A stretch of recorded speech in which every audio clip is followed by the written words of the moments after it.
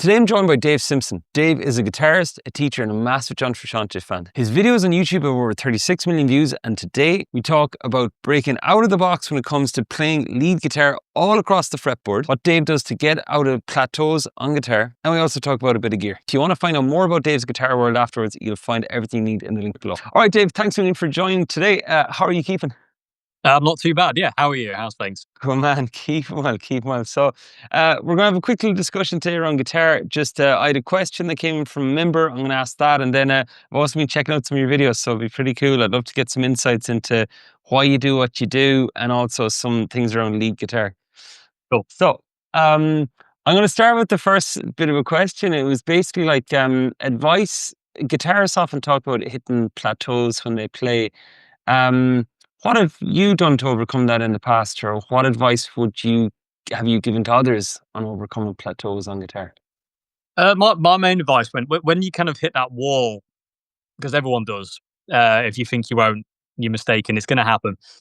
What I did is I dragged myself away from my usual styles, and I always think change is good. Like if you're playing a specific style, specific guitar with it kind of like a certain sound, breaking away from that and doing something completely different will change the way you think. What I did is, as an example, was I was kind of getting a bit sick and fed up of kind of playing the same thing, and I decided I was going to start to focus on learning to play reggae, like Bob Marley stuff, because I wanted to play it properly. So what I did was every night for it must have been about 6 months or a year, a long time. I forget how long it was now. I played along to this one Bob Marley concert, and basically, I wasn't allowed to use my pedals. I wasn't allowed to use anything other than a clean sound. I wasn't allowed to solo. I wasn't allowed to put any fills in, and I was just focusing on rhythm and timing. And it was bizarre how quickly, like, first up, I was like, "Oh, but I want this, and I want that, and I want this." After a while, I started to really enjoy it because it was something I'd always wanted to learn. So my advice to somebody reaching like a plateau is to kind of find something you want to learn outside of your norm. Don't go, oh, yeah, I'm sick of learning AC/DC. I'll learn Thin Lizzy. It's not that's still rock. It's not going to work. Yeah. It's too similar. You need to kind of like go. Well, I've always wanted to learn um, like reggae, or I've wanted to learn jazz, or I've wanted to learn this. Take yourself out of that comfort zone. Play with a different sound. Play with a different guitar. It's a good excuse to buy a different guitar. Yeah, yeah. There's any excuse to buy a new guitar. That's brilliant, man. And how can I ask? How, out of curiosity, how did you go about it? Was this like, let's say, online stuff, or like how did you go about over those months, like finding the reggae tunes, breaking down, let's say, the styles, and getting to grips with it? Just listening and watching. It was this specific Bob Marley concert. It was a Freedom concert. I forget exactly which one it was, and it was just a concert shop thing. And what I would do is I'd literally just sit where I'm sat now, watching it on YouTube with my guitar, totally clean guitar sound, and just watch how Bob and his room guitarist was playing. The lead guitarist I was not interested in. I shut him out, and I was just watching how they were doing it. I was trying to see, and I was listening to the sound and like just, and it helped with my ears as well because I was like, I had to figure out these songs. After about a week or so, I knew the songs inside out and I could just play them. But initially, I was like, right, I'm not allowed to learn the songs. I have to learn them on the fly. So any chord changes that happen, I need to remember them. Mm. And it was just a totally different experience because again, you're not being a lead guitarist more than I am like a rhythm guy, although I tend to play rhythm way more than I do lead, weirdly. But focusing solely on that totally clean, bare bones rhythm, like no fills, no nothing. It really kind of, for a start, I was like, "Is this a good idea?" But then after a while, I was like, "This is really fun." Mm. Because it was helping with my ears, it was helping with my timing, it was giving me that ability to play something I'd always wanted to play. And the really cool thing was, about a couple of months after during that period of time, I stood in with like a reggae band, and I was able to just like slot in, which is something I Nice. wouldn't have been able to do if I hadn't been doing that. It was weird, the timing of it. It was really spooky. but it really helped out. And when I came back to playing kind of like rock stuff or blues stuff or whatever, I had this a bit more of a discipline to. I don't have to do that. I had a better uh, understanding of simplicity and how to use and when to use things, and it helped my songwriting as well because I was like, well, things can be free chords. There's nothing wrong with having free chords in it just being a song, you know. Yeah, yeah, yeah. No need for eight riffs. Exactly. Yeah, brilliant, man. That's so interesting. And with the ears, then, because like I found like what I'm 39 now, so I would have learned before YouTube, and I found once things got more visual, I was like picking everything visually as much as just by my ear back in the CD days. Mm. Um, how have you found that, like learning stuff online nowadays? Like how learning visually off YouTube, do you ever stick to just audio at times, or do you usually go by the visual as well? It's kind of like a 50-50. There's some times when I invariably start with if I'm learning something, I invariably start by doing it by ear, Mm, and then what I'll do is if something isn't sounding quite tonally right or something isn't quite right, I'll then try and hunt down a video. But I try to keep my ear as number one. yeah. I am a very visual learner though, so I can watch somebody playing a song and then I can play it straight afterwards just by seeing what they've done. So that does help. But I always try and keep my ear in there because it's important to have your ear up there.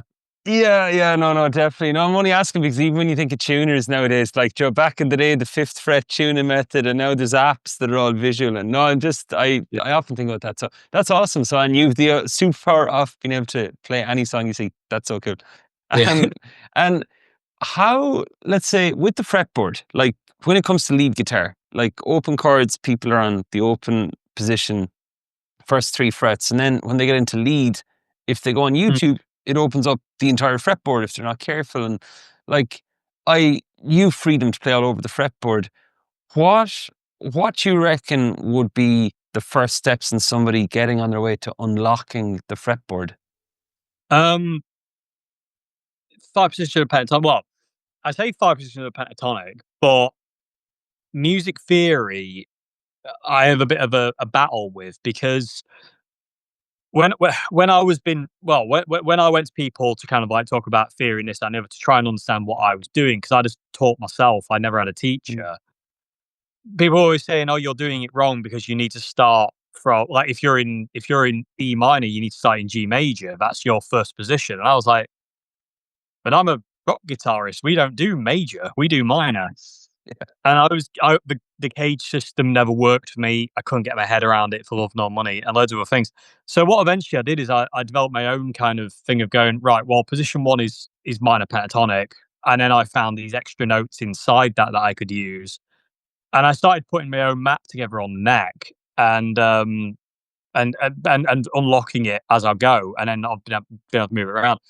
But I would say your best bet is, from a beginning standpoint from lead, is your minor pentatonic in E minor.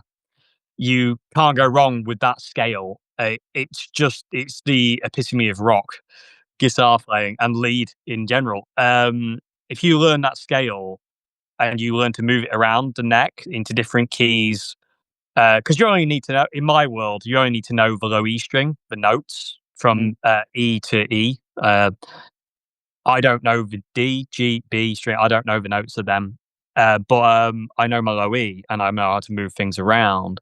So I would say you learn that shape, and that's the really where you start because you can do so much with those, just that one shape. It's incredible how many classic guitar solos are just that scale.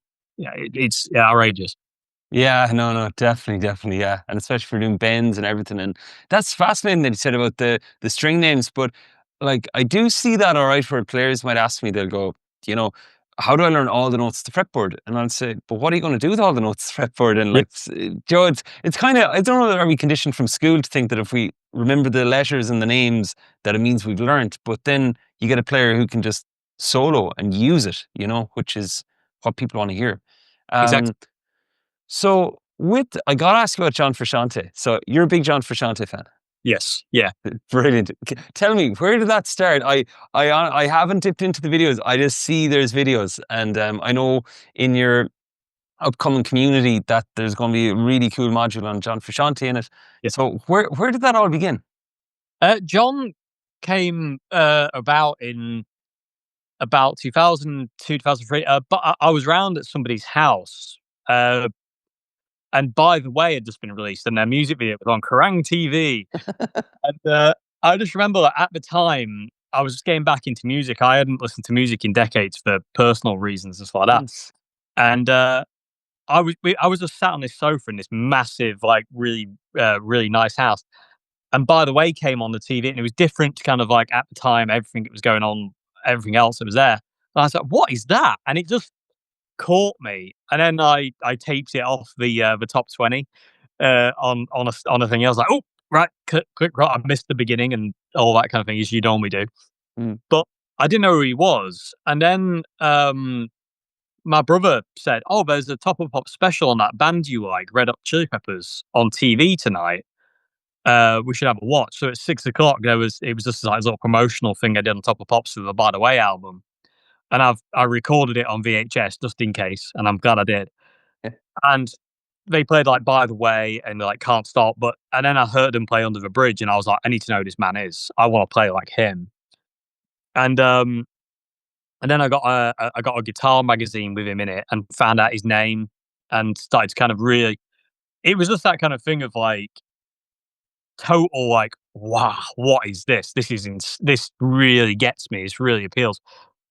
And it was, and I never really turned back from that really. And it's funny, John's that guitarist that if I haven't got inspiration on the guitar, like there's nothing there that day of like, oh, I don't know what to do. Mm. All I need to do is watch one video of him live or an interview with him talking, and all of a sudden I'm like, right, let's go. And I love that. yeah, and that's just brilliant to me. I love, and again, no other guitarist that I'm into has that kind of power. It's outrageous, and so I just got really obsessed with him, and yeah, it's just there's something in his playing that it gets me. It really does on a very different level to others. Yeah, his interviews as well. Like I've heard interviews with him, and he's such a deep thinker. Like I mean, the philosophy and the life viewing you can hear comes out in the playing.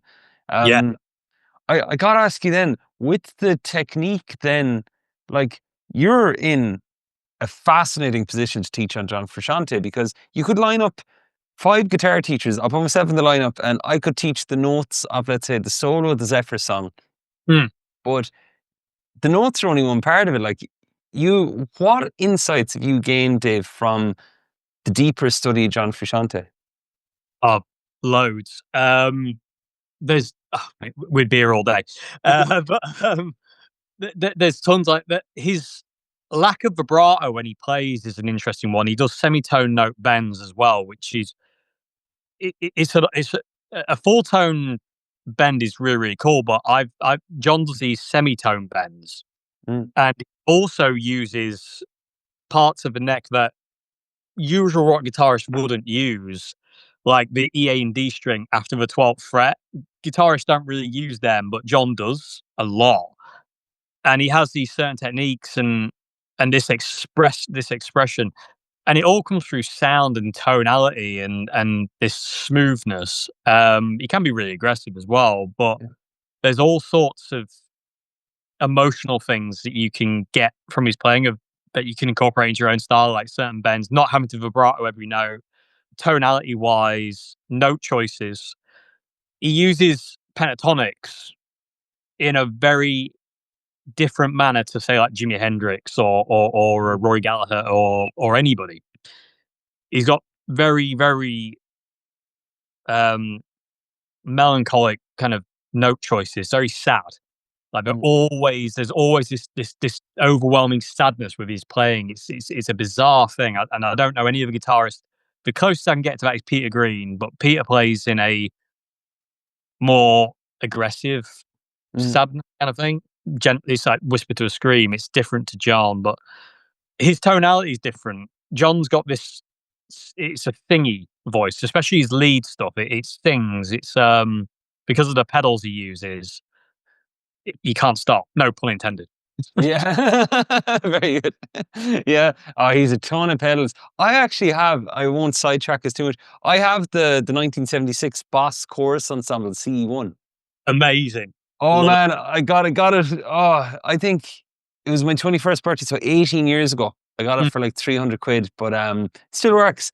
But the pedals he has are so good. Like, they're Oh, so good. mhm. Um, do you notice a difference then, Dave, in his playing? I'd say he joined the Chili's in 1990. They had Mother's Milk, Blood Sugar Sex Magic. And then he kind of went off for a couple of years and then he came back. Mm. Having studied him, do you notice differences in the early John Frusciante Chili Pepper stuff and then when he came back with, let's say, Californication onwards? Yeah, he goes through this bizarre evolution. Really, when he first joined in Mother's Milk, he doesn't know who he is. John Frusciante, he's 18 years old when he joins the Chili Peppers, and I defy anybody to know who they are at 18 years old. And he's thrust into this kind of like quite a big kind of like bombastic kind of band where he has to be a certain character, and John was never that character. Mhm. And what comes out is this kind of overplaying chaos. And then when Blood Sugar came around, he's starting to find his feet, but then he disappears for 7 years into basically hell. When he comes back, he's John Frusciante. He just knows who he is and knows what he does now. He's completely his own entity, and no one's going to sway him. Mm. And it just becomes a lot more musical. Like Blood Sugar is very musical. Mother's Milk is there's too much going on guitar wise. Even by John's admission, he says he hates the way that sounds. There's too many overdubs and stuff like that. Mm. But when he came back and on Californication and stuff like that, the stripped back, more emotional kind of playing, that's John Frusciante. There he is. Yeah, it's such a nice quality of playing on Californication. Mother's Milk does sound busy, like and the tone and everything is so fast and aggressive. Yeah, yeah, 100%. So okay, cool. So that's John Frusciante. That's really cool. And anybody watching this, David's videos up on John Frusciante as well, and I can link them below this one. So then with unlocking the fretboard, we have John Frusciante. When it comes to buying guitar gear for electric, I Mhm. feel electric players the temptation and the accessibility to buy a ton of gear is definitely there for electric players. When, what pedal would you recommend somebody gets first when they're going to make, apart from a tuner, when they're going to make their first guitar pedal buy? Um, it's tough because it depends on kind of what they're going for. I mean, a lot of people ask like, what amp should I buy? I always say Boss Katana. It's the be all and end all as far as I'm concerned of amplifiers. The Boss Katana is, Yeah. and pedal wise, it depends on what you're going for. I mean, my first ever pedal was a distortion pedal, and it blew my mind that you could go from clean to distortion just by pressing the button. I was like, what this sorcery? But it really comes down to kind of like what they're after. Like if somebody says like, I want to play like John Frusciante, what pedal should I get? There's two that you definitely need, which is a Boss DS2 and Live as Wah. If it's Jimi Hendrix, you want a wah pedal and a fuzz. If it's Rory Gallagher, you want something like a trebly boost kind of pedal. So it really comes down to kind of like what you're after. I always say to people with sound, like with tone, before you go out and buy a guitar, buy a pedal, buy an amp, you need to know what you want from it in the first place. It's no good, sometimes it's fun to go out and be blind by it, but if you're going specifically to get something, know what it is. It's the same with like these big multi effects units, like the HX effects and stuff like that. Mm. There's so much in there, you can get lost very rapidly. So if you know what you want out of it in the first place, you just go for that.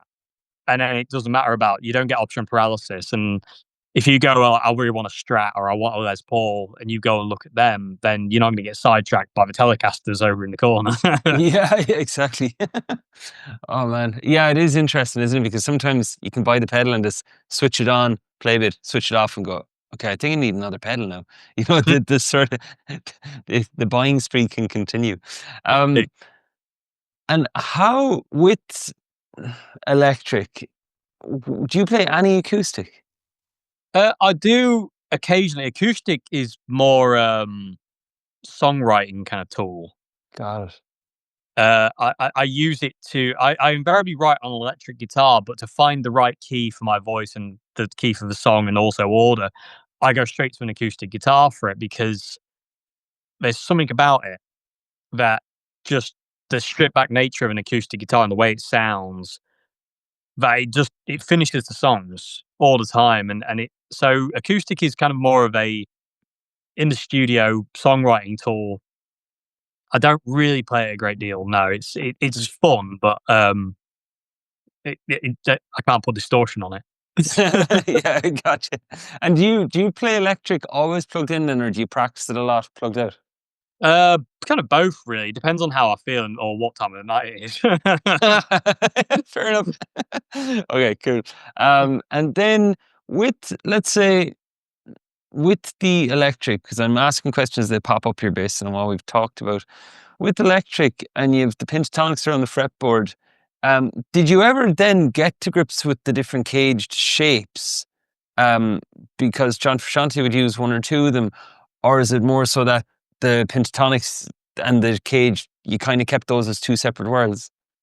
Yeah, the cage system never worked. Full stop. I literally I remember in 2007, 2008, I went to university in London to study music and found out very rapidly that I can't learn music academically at all. It just doesn't fit. I'm dyslexic as well, so reading music is a kind of a no-no. And so the case system never worked. So I had to find a fix, um, full stop. And it was just basically making my own roadmap of the guitar. And I sat for hours and hours and hours just working on strings, going, that note sounds good, that note doesn't, that does, that doesn't.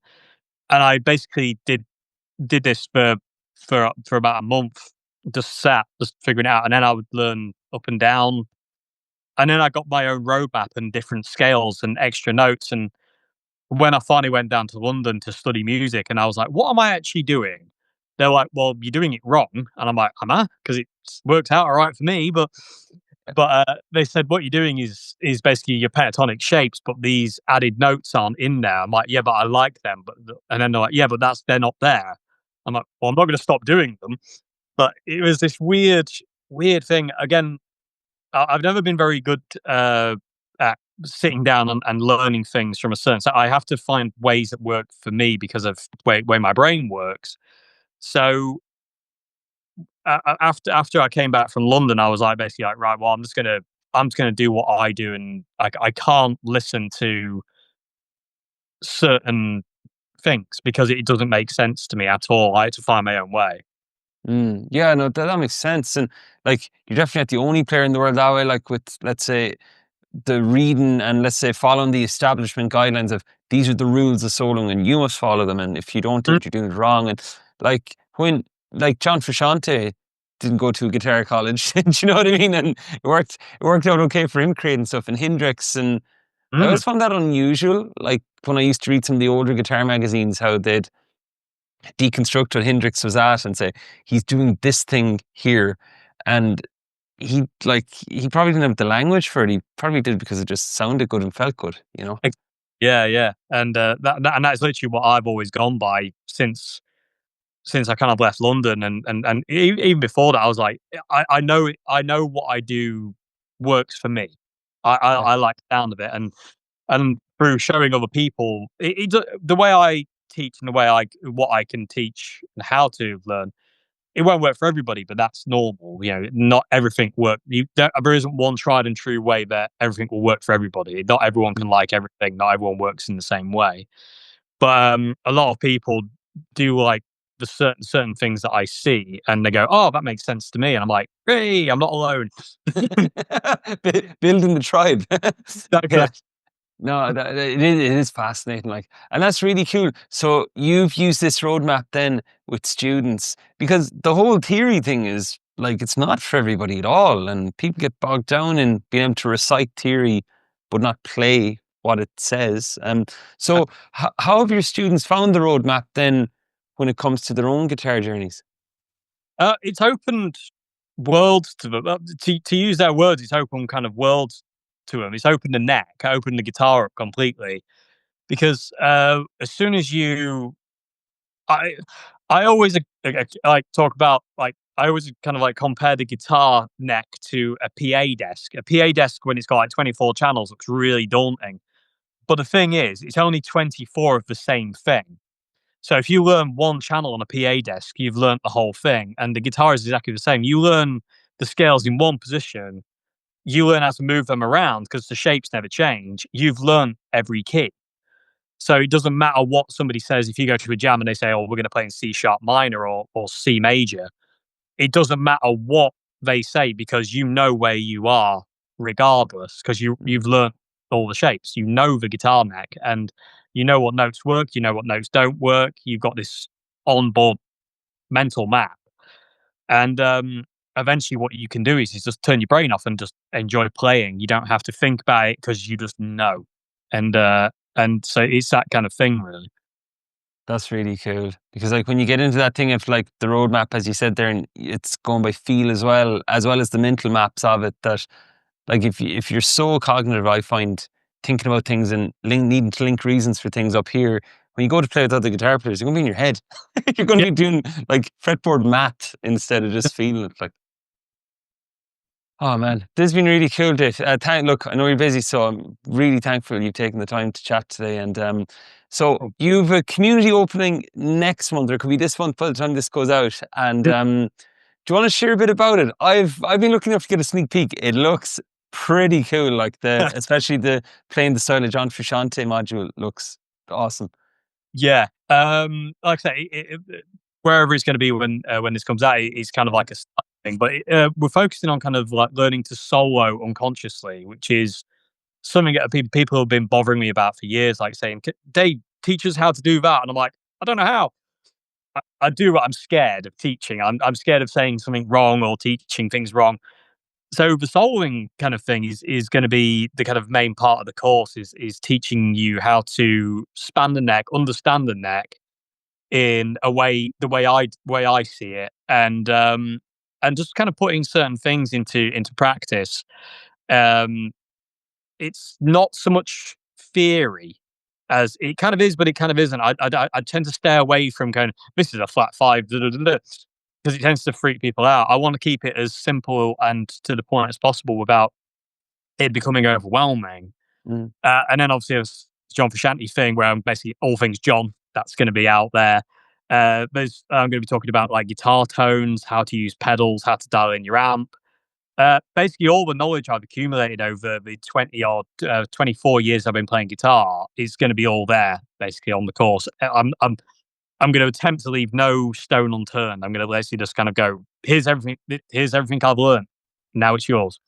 Oh Uh, uh, man, it's going to be awesome because like you know and I know that many players like, and I've done this. I spent hours searching on YouTube for stuff for stitching stuff together, trying to make my own Frankenstein version of something. Whereas yeah, sometimes a course just says it all step by step, figure it yeah. out, do this, then move on. So man, it's going to be really cool. So for anybody watching who wants to find out more, there'll be a link below this video if you want to check out more about Dave's Guitar World. I can't wait to dig into it myself. Like I've a lot to learn about John Frusciante and maybe buy some new gear. We'll see. It's always good. Yeah, I always recommend it. All right, Dave. Hey, thanks so much for taking the time, man. We'll see you soon. All right. Thank you very much.